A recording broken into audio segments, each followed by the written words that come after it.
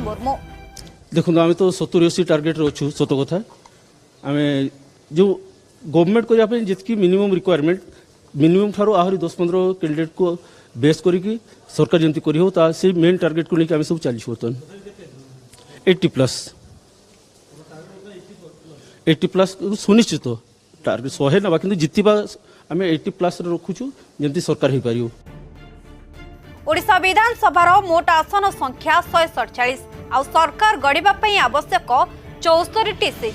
तेणु मोटामोटी कहवाक गले मैजिक नंबर पार करने लक्ष्य रही राज्य बीजेपी 2019 निर्वाचन में 120+ आसन हातेब बोली नारा देउथिले बीजेपीर तुंग नेता और कर्मी।